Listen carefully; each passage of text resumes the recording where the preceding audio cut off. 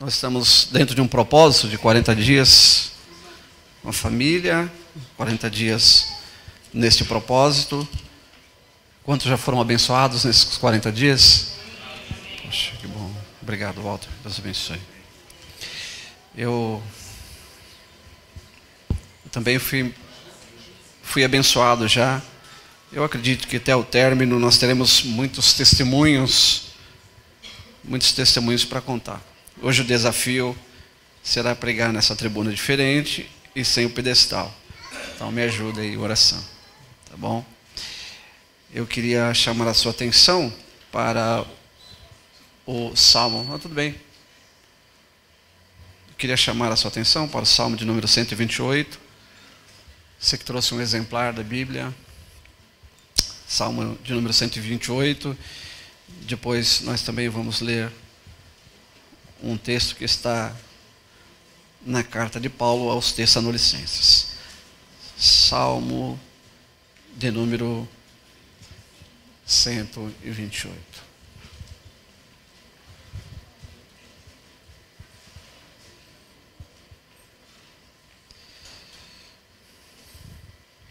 Os que acharam, quantos podem dizer amém?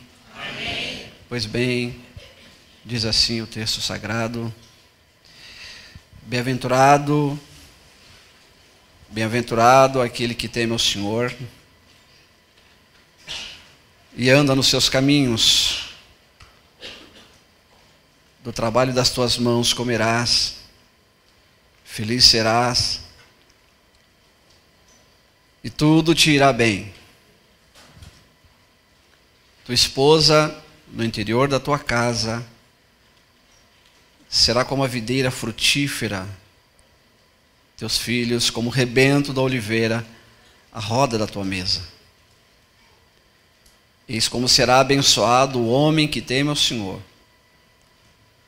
O Senhor te abençoe desde Sião, para que vejas a prosperidade de Jerusalém. Durante os dias de tua vida, vejam os filhos de teus filhos, paz sobre Israel. Amém. Vamos ainda ler segunda carta de Paulo aos Tessalonicenses. Segunda carta de Paulo aos Tessalonicenses, capítulo de número 2.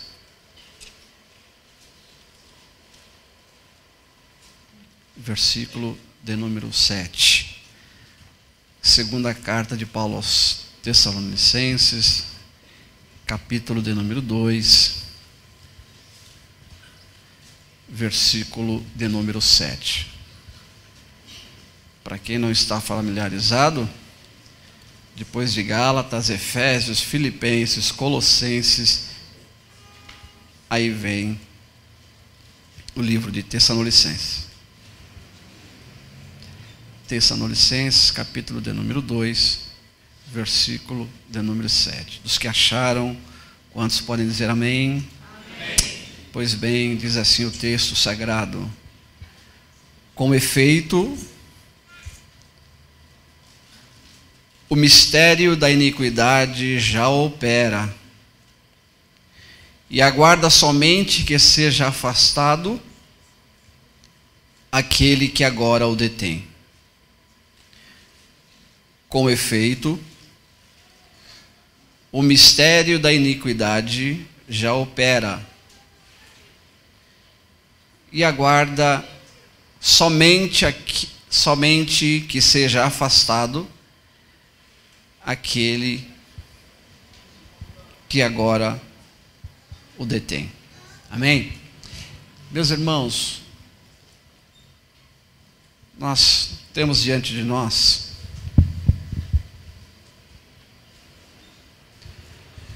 dois textos que são por demais interessantes. O primeiro texto que lemos fala do Salmo de número 28, que é uma das coisas mais belas, ler o Salmo de número 128. No Salmo de número 128 se concretiza a vontade de Deus. No Salmo de número 128, o desejo de Deus está manifesto. Salmo de número 128, o plano de Deus está em ação, porque ele está falando da família. E a família é a primeira instituição criada por Deus. Antes de criar o Estado, antes de criar a religião. Pode abaixar mais, Gabriel, por favor. Antes de criar o Estado, antes de criar a religião, Deus instituiu a família.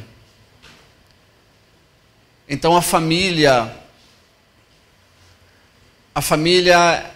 é uma criação sublime de Deus. A família é algo que Deus planejou no seu coração. E tudo o que Deus faz ao longo da história, Deus faz através da família. A sociedade existe por causa da família. Então nós já ouvimos esta frase: a família é a célula mãe da sociedade. A família é a célula máter da sociedade.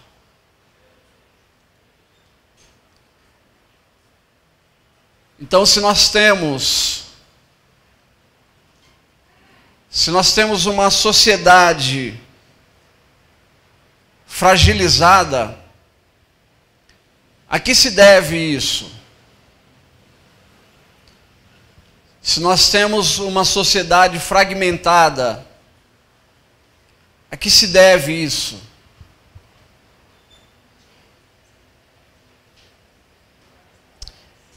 Então a família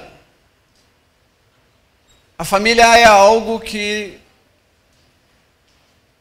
nasceu no coração de Deus. E o plano de Deus para a família sempre foi que a família vivesse debaixo do seu temor.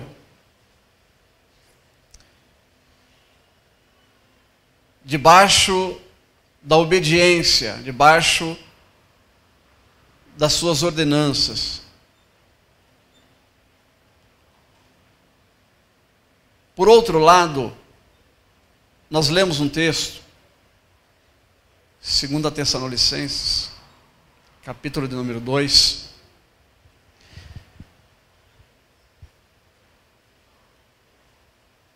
que fala sobre a oposição,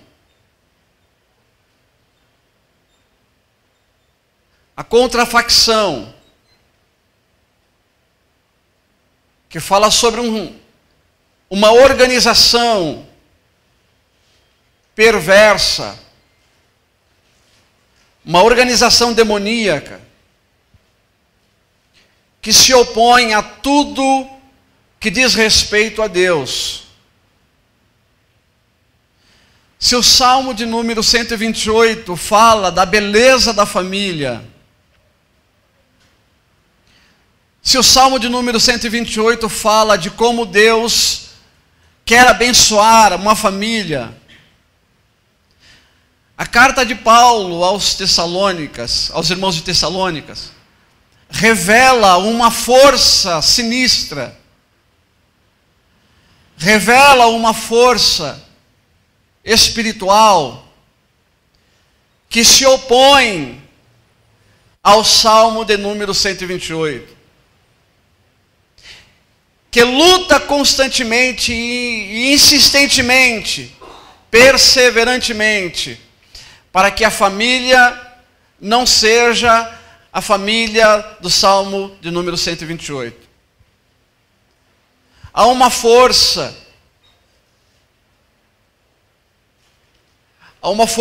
constante que luta para que as promessas do Salmo 128 não se cumpram na minha família, não se cumpra na sua família, não se cumpra na família que é o projeto de Deus. E esta força, ela tem ganho espaço na sociedade em que nós vivemos, porque a Bíblia diz que os homens amaram mais as trevas do que a luz. A nossa tendência para as coisas ruins, a nossa inclinação para as coisas ruins, parece que facilita o agir dessa força sinistra, ao qual o apóstolo Paulo fala. Tessalonicenses, capítulo de número 2, versículo 7, ele diz: com efeito, o mistério da iniquidade já opera. E as palavras de Paulo são palavras ditas há 2.500 anos atrás. Ora, se há 2.500 anos atrás Paulo já percebeu a ação desta oposição, 2.500 anos atrás Paulo percebeu a oposição desta força contra a família, e Paulo diz: esta força já opera. O que é que a gente pode dizer do ano de 2019? Que ideia nós temos do que esta força sinistra que se opõe a tudo que é de Deus, que ideia nós temos desta força e do que esta força, esta ação demoníaca está causando na sociedade no ano de 2019? Porque Paulo detectou isso há 2.500 anos atrás e disse: esta força já está operando. E eu estou dizendo isso porque nós nos acostumamos com as coisas. Nós nos acostumamos facilmente com as coisas. Então aquilo que era muito grave para nós algum tempo atrás, hoje já não traz tanto espanto assim. Então, meus amados irmãos, queria dizer para vocês nesta noite que há um projeto de Deus para a família, que é o Salmo de número 128. Mas há uma oposição. Porque todos nós queremos ser lembrados, ou nós queremos fazer parte do Salmo de número 128. Mas nós nos esquecemos que existe uma oposição.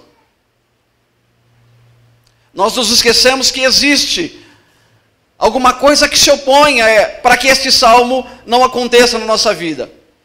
Pois bem,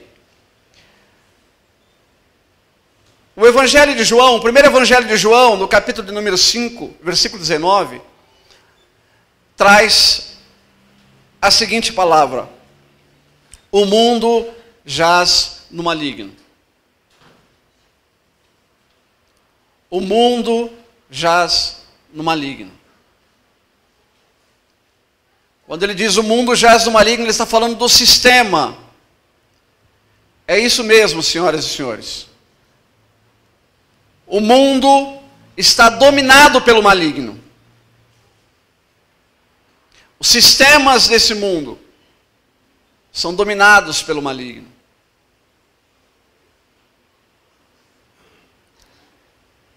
Eu não sei se você se lembra, mas quando Jesus foi ao deserto, quando Jesus foi ser tentado pelo diabo, pelo inimigo, eu não sei se você se lembra, se você está familiarizado com o texto sagrado. Mas a Bíblia diz que o diabo, ao tentar Jesus, mostrou a Jesus todos os reinos do mundo. Eu não sei se você se lembra disso. Levou Jesus até um pináculo e mostrou os reinos do mundo e disse: tudo isso te darei. Eu tenho tudo isso daqui é meu.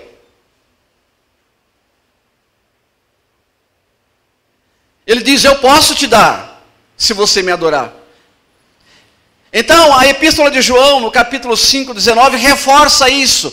O mundo jaz no maligno. Esse sistema do qual nós vivemos está sendo governado, está sendo dirigido pelo maligno. Ora, o sistema político está no maligno, é dominado pelo maligno. Embora você tenha levantado a sua bandeira, embora você tenha sido militante de uma causa, embora você tenha levantado uma bandeira por causa de um partido político, deixa eu lhe dizer uma coisa: o sistema político está nas mãos do diabo. Quem está dizendo isso? 1 João, capítulo 5, versículo de número 19. O mundo jaz no maligno.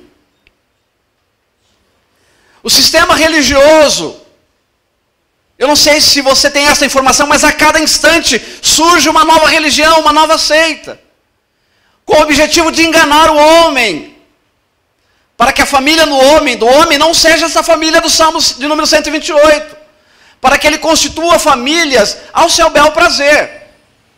Como eu quero constituir a minha família, como eu quero que a minha família seja. Eu determino como eu quero ser, como eu quero que a minha família seja. E muitos ensinamentos estão sendo difundidos porque o sistema religioso está nas mãos do inimigo. O sistema econômico, eu não sei se você tem noção disso, mas o Brasil tem condições e recursos suficientes para sanar toda a miséria que existe nesse Brasil. Toda a miséria. Mas por que isso não acontece? Porque pessoas, e eu não estou falando de longe, estou falando aqui pertinho de nós, aqui nas regiões remotas, aqui no Nordeste e tantos outros, porque pessoas ainda morrem de fome, porque há tanta escassez, se nós temos tantos recursos, porque o mundo jaz no maligno, porque o inimigo domina o coração do homem para que o homem queira apenas para si. E se a gente for falar mundialmente, está ali nosso amigo Augusto, que um dia eu pude conversar com ele, ele falou sobre as ações do inimigo no continente africano. Pessoas que passam por necessidades das mais horrendas, enquanto os líderes estão fortes nos seus palácios. Porque o mundo jaz no maligno. Porque o diabo domina. Então deixa eu lhe dizer, é uma utopia achar que o Brasil se tornará uma colônia de férias um dia. É um engano nós pensarmos, e é claro que nós temos uma recomendação bíblica para orarmos pela nossa nação, pelos líderes dessa nação, mas é um engano. É uma utopia achar que nós vamos viver nesse Brasil numa colônia de férias. Por quê? Porque o mundo jaz no maligno. Porque o sistema desse mundo está nas mãos do inimigo. Nós temos a expressão de João, capítulo 10, versículo de número 10. A Bíblia diz no Evangelho de João, capítulo 10, versículo 10. O ladrão não veio para outra coisa, senão para... Você já sabe melhor do que eu. Matar, roubar e destruir. Este é o papel, esta é a finalidade. Roubar, matar e destruir. E eu sei, e talvez a gente não queira fazer algumas associações com as coisas que estão acontecendo, e a gente vê nas redes sociais. A gente vê nas redes sociais algumas coisas acontecendo, alguns comentários. E às vezes nós não queremos associar, mas é impossível não associar os acontecimentos que nos rodeiam. É impossível. É impossível nós não associarmos as coisas que estão acontecendo, inclusive esta semana, à ação daquele que governa esse sistema. É impossível. As coisas que estão cercando, e as coisas que nos cercam ao redor, só mostram que existe uma oposição contra a família. Que existe uma luta desenfreada contra a família, contra aquilo que é o projeto de Deus. E parece ser que nós estamos meio que anestesiados. Porque nós sentíamos muito as coisas que nos aconteciam e que aconteciam na sociedade. E parece que as coisas se tornaram corriqueiras. E deixa eu lhe dizer uma coisa, nesse acontecimento agora em Suzano, nós estávamos assistindo pela televisão, e quando nós soubemos da situação, quando nós recebemos a informação, estava sentado com a Fabiana, e quando nós recebemos a informação, nós choramos.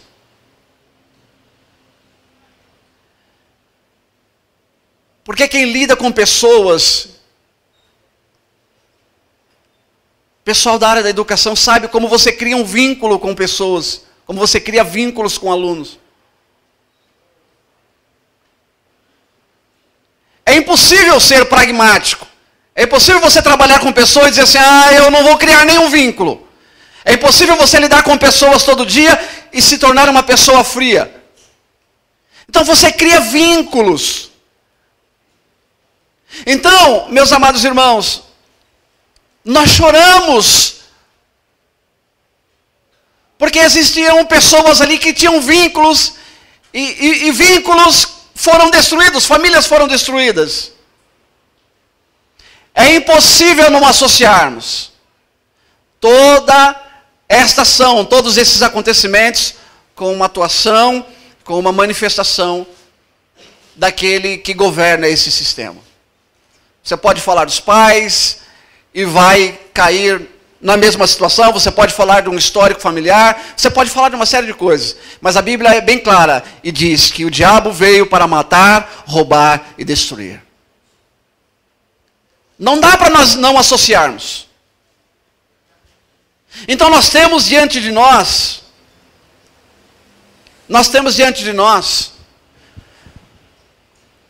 uma sociedade fragilizada. Uma sociedade fragmentada, porque as famílias que fazem parte dessa sociedade são famílias que estão fragmentadas.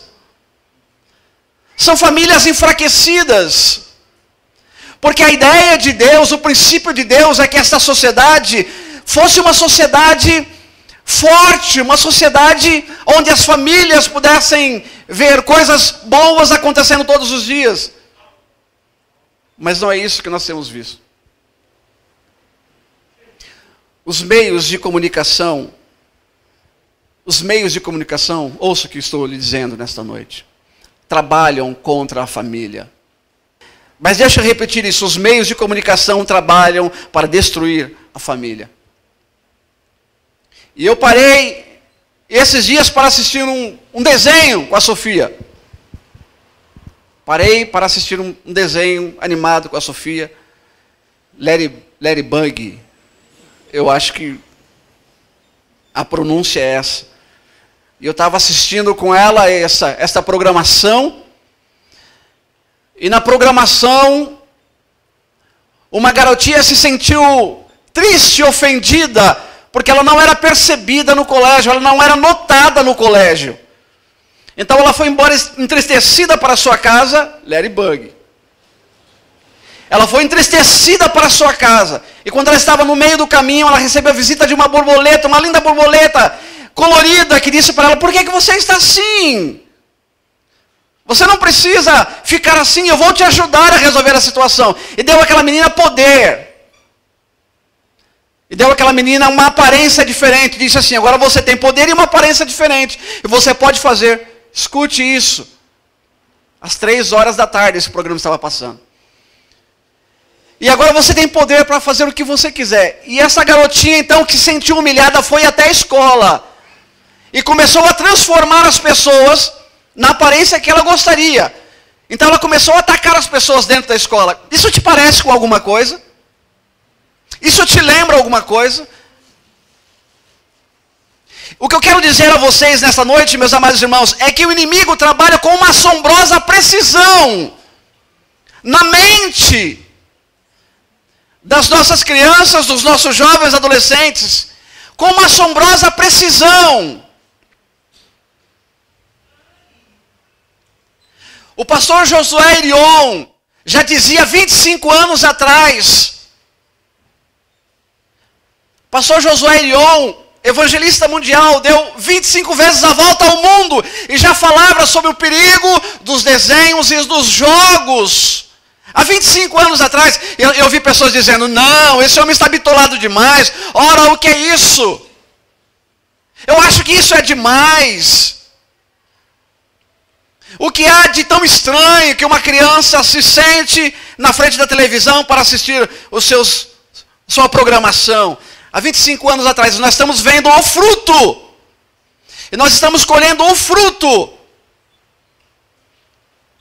desta ideia que não considera os princípios de Deus, que desconsidera o conselho. Eu gosto da expressão da palavra de Deus que diz assim: ouçam os profetas, escutem o que os profetas estão dizendo. Hoje nós estamos colhendo frutos. Não se engane, as coisas que estão acontecendo ao nosso redor são frutos de uma desobediência, de pessoas que não consideram o que a palavra de Deus está dizendo. Deixa eu lhe dizer uma coisa. No ano de 2018, eu trabalhei com alguns alunos. E esses alunos passavam pelo menos 8 horas, de 7 a 8 horas, jogando esse tipo de entretenimento, a saber, Free Fire e Fortnite. Você deve saber o que eu estou falando. 8 horas. 8 horas. E eu não sei se você já teve noção, se você já parou para ver o que é que o teu filho, o que é que teu sobrinho, se você já teve curiosidade para... Eu não sei. Mas se você não teve curiosidade ainda, por favor, desperte. Porque Deus fala no livro de Deuteronômio, no capítulo de número 2, não trará para a tua casa nada que seja amaldiçoado. Não leve para a tua casa nada que seja amaldiçoado. Porque há um estrategista milenar que não precisa tirar os nossos filhos da igreja, que não precisa tirar os nossos adolescentes da igreja, e nós, homens casados, senhoras, não precisam sair da igreja. Não é mais o objetivo, não é mais esta a meta dele. Ele pode destruir famílias, fazendo com que nós sejamos frequentadores de cultos. Ele o pode fazer. Então nós temos diante de nós algumas observações a serem feitas. Fui até as lojas americanas com a Sofia e encontrei bonecas com aparência de vampiro. Ah, irmão Júlio, eu acho que não tem nada a ver. Bonecas com aparência de vampiro. Não levará para tua casa nada que seja amaldiçoado. Livre a tua casa, livre a tua família da maldição de amanhã. Livre a tua casa, livre os teus filhos da maldição de amanhã. O Senhor disse, não leve para a tua casa. Não leve para a tua casa. Eu estive prestando atenção numa programação que passou por esses dias. Eu acho que você conhece melhor do que eu, como treinar o seu dragão. Você sabe como o diabo é chamado na Bíblia? Você sabe como o diabo é chamado na Bíblia? Dragão. Qual é o impacto psicológico que isso causa na mente de uma criança, quando ela passa a assistir séries de um garoto que pode treinar o seu dragão? Como ela vai ler a Bíblia e entender que existe um dragão lá que ele não é amigo? Porque ela está assistindo, que ela pode treinar e ter um dragão. A Bíblia diz no Apocalipse capítulo número 12, que o diabo é chamado de dragão. Qual é o impacto psicológico que causa? E aí os nossos filhos não querem mais vir à igreja, estão rebeldes. E nós não temos força para fazer um culto doméstico. E eu fiz um comentário com a Fabiana esses dias. Graças a Deus, com esta campanha, nós conseguimos fazer um culto doméstico. Mas até quando vai a campanha? E quando terminar a campanha? E quando terminar a campanha? Continua o jejum na tua casa, na tua família? Amém. E quando terminar a campanha, continua a consagração? Continuam os cultos nos lares? Será que nós precisamos de uma espécie de corda? Será que nós precisamos de uma espécie de motivação apenas para dar sequência àquilo que é o plano de Deus para a família? Salmo de número 128. A tua família será próspera, será abençoada. A tua família se sentará à mesa. Você vai ver os teus filhos e as suas prosperidades. Mas será que nós precisamos de uma motivação extra apenas? E quando terminar os 40 dias de propósito, quem é a tua casa? Quem é a tua família? Quem é você? Pois bem, qual é o impacto psicológico que causa nos nossos filhos, nas pessoas que estão assistindo esse tipo de programação? E eu poderia falar de muito mais aqui, muitas outras coisas mais. Mas deixa eu lhe dizer.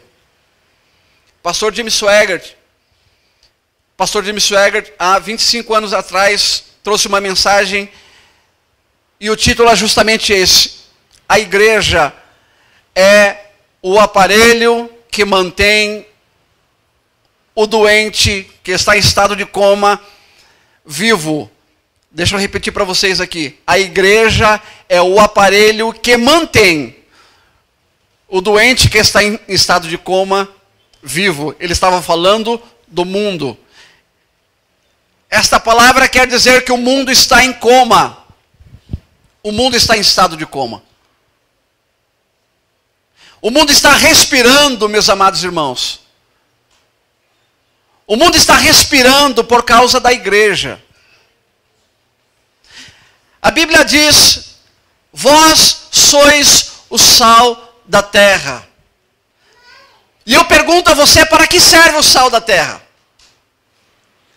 Eu pergunto a você, melhor dizendo, para que serve o sal? Se não para preservar. Quando Jesus te chamou, ele disse: eu estou te chamando para que você seja sal, para você preservar. Eu sou aqui de São Paulo. Não sei muito sobre isso. Mas algumas especulações que eu fiz, alguém me disse assim, alguém que é de lá disse assim: olha, o sal serve para preservar.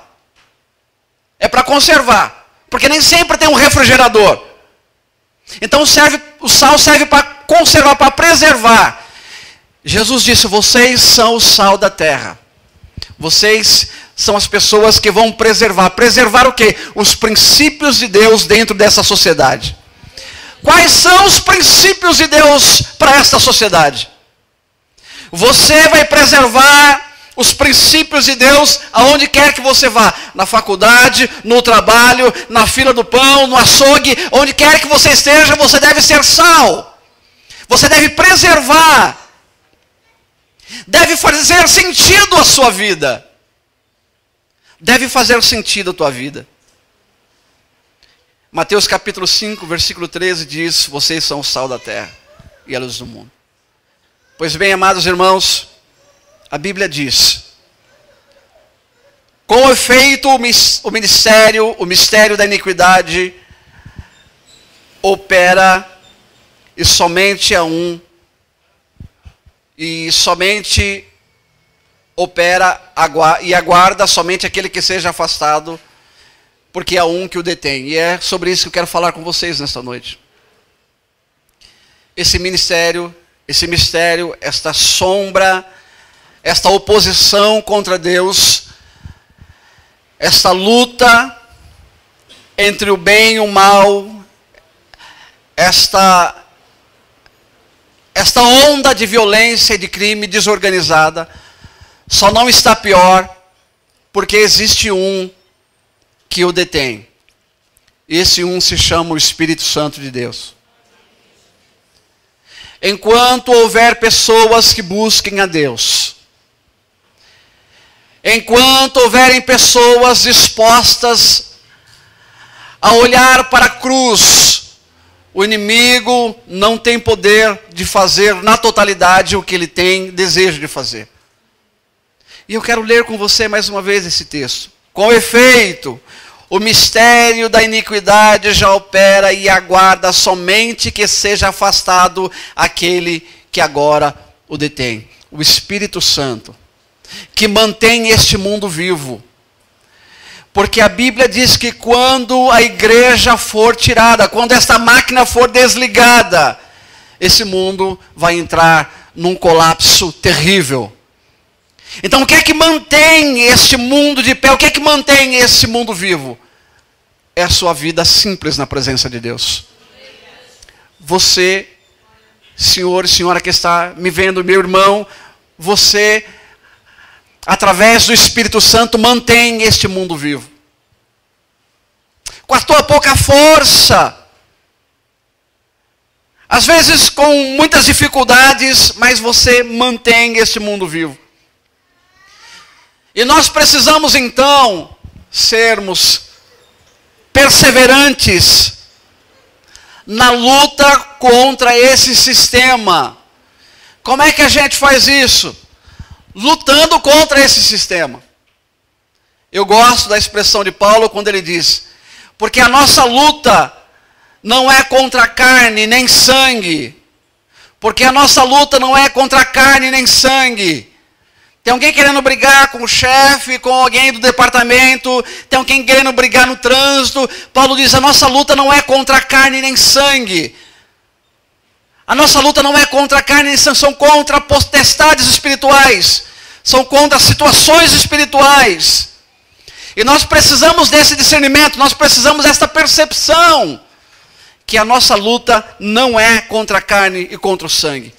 Mas nós precisamos então ser resistentes. E eu gosto da história de Martim Lutero, que pregou as suas 95 teses na Catedral de Wittenberg. Ele pregou as suas 95 teses.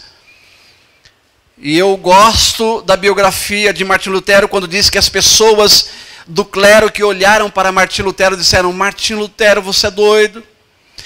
Se você se revoltar contra a igreja, todo mundo será contra você.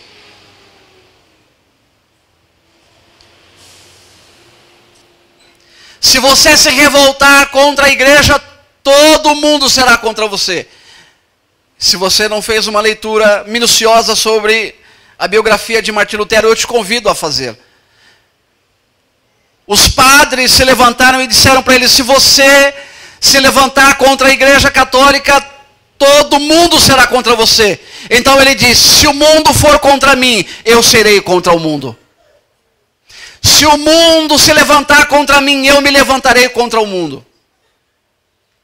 Sabe, ele tinha disposição e tinha discernimento do que e de qual era a sua chamada. Se o mundo se levantar contra mim, eu me levantarei contra o mundo. Mas esta palavra é chata demais. Ora, eu precisava de alguma coisa que me trouxesse mais motivação. Ele disse: se o mundo se levantar contra mim, eu me levantarei contra o mundo. E essa é a pergunta que o Espírito Santo faz a você. O espírito da iniquidade já opera desde sempre. Qual é a tua postura diante disso?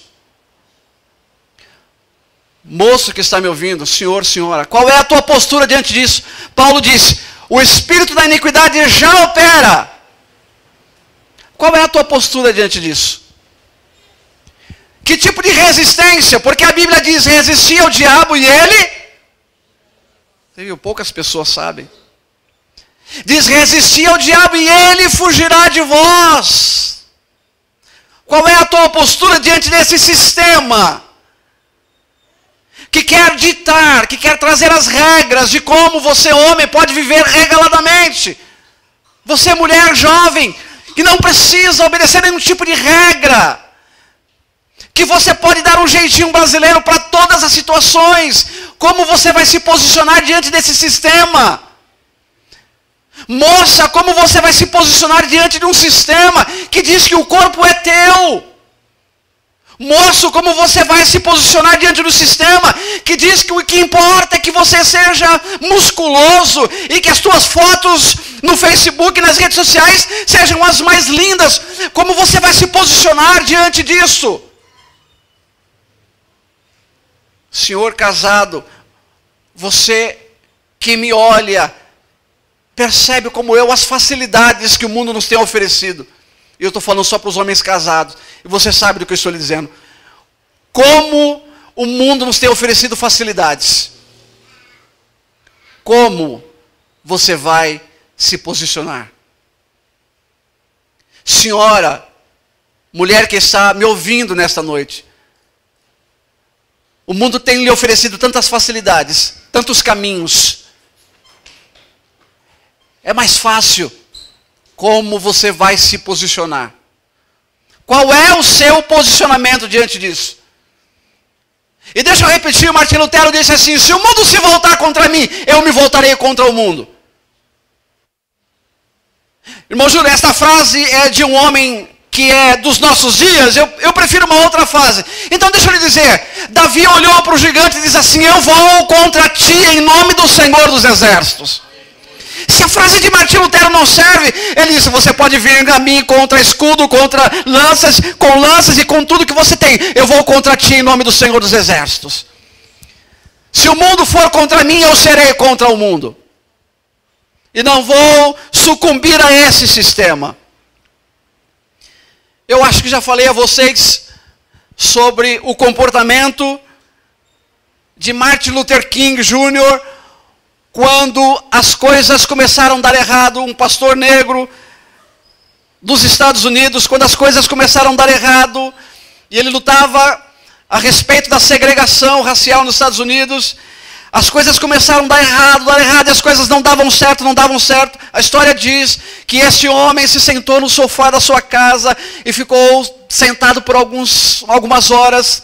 Então a sua esposa percebeu que ele não se movia e ficou esperando para ver os acontecimentos. E ele passou um dia inteiro sentado no sofá. E ele passou a noite toda sentado no sofá. E a sua esposa percebeu que no outro dia ele estava entristecido, depressivo, cabisbaixo, porque as coisas não aconteciam. Então a história diz que ela vestiu uma roupa preta, que representava o luto, e se sentou do lado do seu marido. E ficou do lado do seu marido na mesma posição, na mesma situação. Então ele disse para ela: mulher, por que você está de preto? Ninguém morreu. Por que você está de luto? Ninguém morreu. Então ela virou-se para ele e disse assim: se ninguém morreu, por que você está assim? Ele disse para ela: eu estou triste porque por causa dos acontecimentos ao meu redor, as coisas boas não acontecem. O ímpio prospera, as pessoas que são de má índole prosperam, mas olha, eu estou lutando por uma causa aqui, esta causa parece que nunca dá certo. E ele disse para sua mulher: por que você está de preto? Ela disse: eu estou de preto porque Deus morreu. Então ele abriu os olhos, arregalou os olhos e disse: mulher, você está ficando doida? Como você pode dizer isso? Deus não morreu, Deus está vivo. Ela disse: não, meu marido, Deus morreu. Ele disse: não, Deus não morreu. Então ela virou para ele e disse: se Deus não morreu, e se você acredita que Ele está vivo, comporte-se como tal. Você está entendendo, meu querido? Se Deus está vivo, se é nesse Deus, o Deus da ressurreição que nós pregamos e cantamos e festejamos todos os cultos de Santa Ceia, se Ele vive, comporte-se como tal. Qual será a sua atitude diante de um sistema corrompido? Será a atitude de um servo, de um moço, de uma moça que crê num Deus que vive e reina para sempre. Sai desse sofá da depressão, sai desse estado de coisas, desse estado de autocomiseração, sai desse estado de coisa. Se Deus está vivo, comporte-se como tal. Se você crê que Ele vive no teu coração, na tua família, e se você quer que a tua família seja como a família dita no Salmo de número 128, comporte-se como tal. Comporte-se como tal. Pois bem, queria dizer a vocês, meus amados irmãos, que o Espírito Santo é a arma que nós precisamos para lutar contra as astutas ciladas do diabo. Nós precisamos do Espírito Santo. E o Espírito Santo está aqui nesta noite. O Espírito Santo está dentro de você nesta noite. E a gente só pode lutar com essas armas com a ajuda do Espírito Santo. Talvez você diga no seu coração, mas eu não me sinto habilitado, eu não me sinto capaz. Deixa eu lhe dizer, uma das especialidades do Espírito Santo é fazer do homem incapaz. É fazer do homem que não é capaz, da mulher que não é capaz. Uma das especialidades do Espírito Santo é encher Pedro de tal maneira que num discurso, apenas num discurso, 3 almas pudessem ser alcançadas e ganhas para Cristo. Uma das especialidades do Espírito Santo é trazer ousadia ao homem. Portanto, você que está aqui nesta noite está dizendo assim, mas eu não sei como é que eu resolvo essa situação. Do que é que eu preciso? Você precisa do Espírito Santo na sua vida. O Espírito Santo pode lhe ajudar. O Espírito Santo pode lhe dar ousadia. E eu gosto da expressão da Bíblia que diz, todo aquele que invocar o meu nome. Talvez você tenha pedido ajuda para tanta gente. Talvez você tenha percorrido caminhos.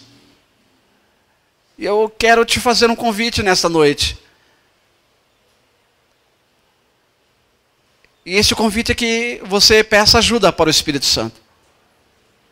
Só há uma pessoa que pode lhe ajudar contra esse sistema. O Espírito Santo de Deus.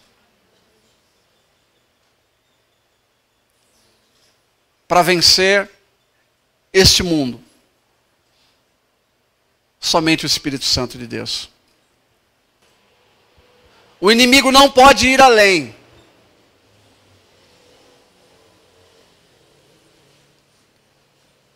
Por causa do Espírito Santo. Mas deixe-me alertar você para uma realidade. Um dia o Espírito Santo será tirado.